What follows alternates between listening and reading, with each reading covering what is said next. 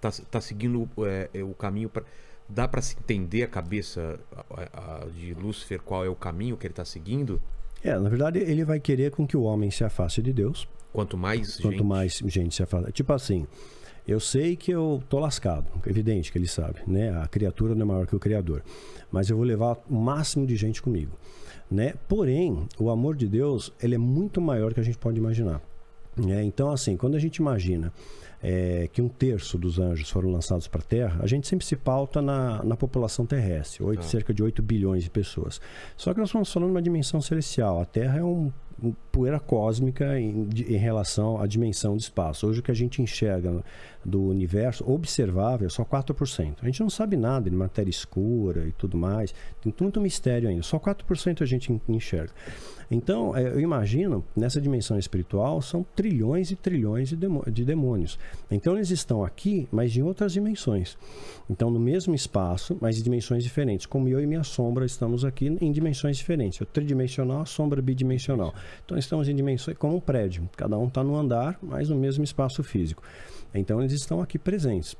E os rituais rompem essa membrana e faz com que essas entidades entrem em alguns contextos ritualísticos e tudo mais, continua acontecendo.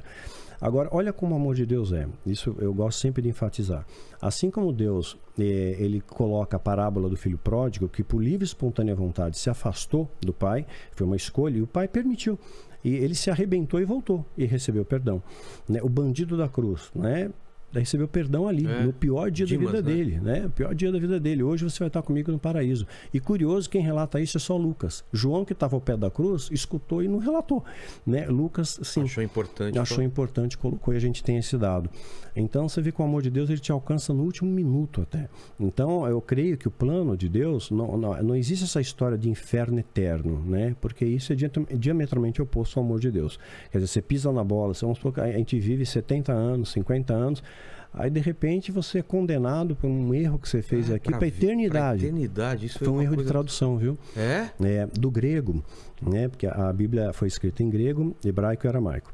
Depois eles compilaram tudo isso pro latim, né? Na Vulgata de Jerônimo. E quando foi traduzido do grego para o latim, a palavra em grego original não era eterno, era tempo indeterminado. Quando foi traduzido para o latim, virou eterno. Então a gente passa a ter essa leitura equivocada.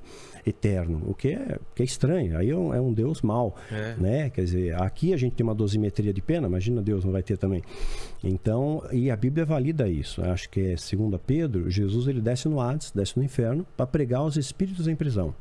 Então eles estavam presos, digamos, uma dimensão espiritual que correspondia a uma espécie de inferno, de castigo. Entendi. E a Bíblia ainda retrata quem são eles. São aqueles da época de Noé, que não ouviram o que Noé falou. Então eles ficaram um tempo ali, né, sofrendo, presos, alguma coisa assim.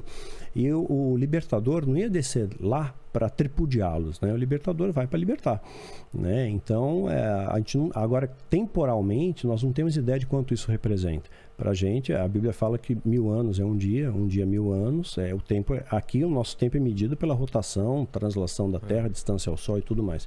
Agora, o tempo espiritual, Kairos, a gente não sabe, mas não é eterno. E a Bíblia valida isso. Jesus foi lá e trouxe libertação para eles.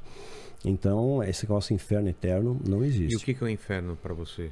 O inferno seria um local de punição pelos seus atos, né? Acho que aquilo muita que gente você fala planta... que a terra mesmo é um inferno. Já começa aqui, você já começa a pagar a fatura aqui mesmo. Que você planta, você colhe, já começa por aqui mesmo. Mas tem uma continuidade. O inferno não é um local, então?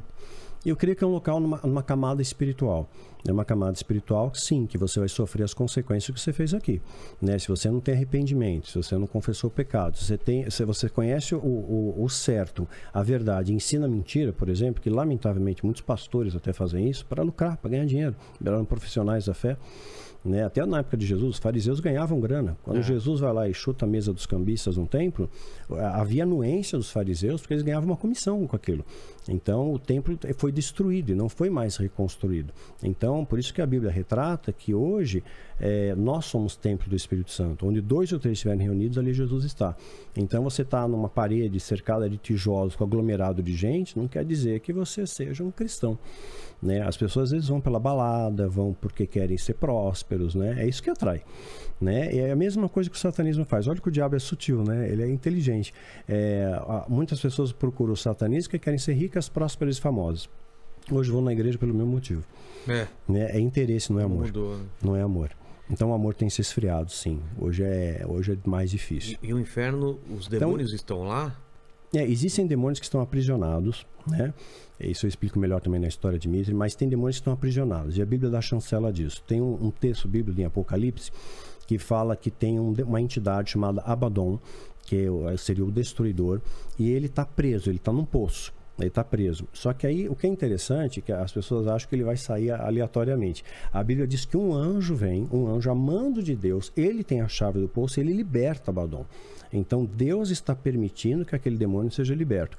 E ele vai liderar uma horda de demônios que vão causar um grande sofrimento para o homem, que seria um período equivalente à grande tribulação. Aí sim, as pessoas vão desejar a morte e não vão encontrar.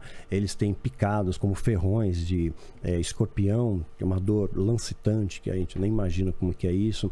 Então, eles vão ser libertos sim para atormentar o homem, porque o homem se afastou de Deus. Só tem duas formas de se aproximar de Deus, por amor ou pela dor. Na grande tribulação, muita gente vai se converter. Então, agora não vai rolar avivamento. O pessoal faz ato profético, agora não. Né? Mas na grande tribulação, do bicho pegar para valer, quando as pessoas perceberem, puxa, tudo aquilo que me falaram, tudo aquilo que os profetas disseram está acontecendo, só tem um lugar para correr, volta para Deus.